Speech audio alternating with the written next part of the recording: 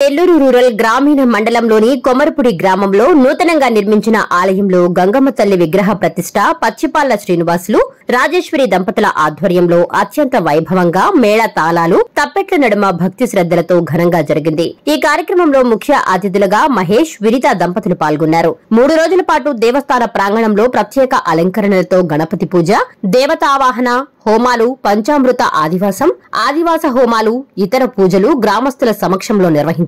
ఈ కార్యక్రమంలో పచ్చిపాళ్ల హరినాథ్, దొడ్ల సుబ్రహ్మణ్యం, సురేష్, నగేష్, పచ్చిపాల నాగార్జున, రాజేష్, భాస్కర్, మురళి, నవీన్, పరంధామయ్య, వెంకట్రమణయ్య, గుడి శిల్పి సంకల ప్రసాద్ తదితరులు గ్రామస్తులు పాల్గొన్నారు.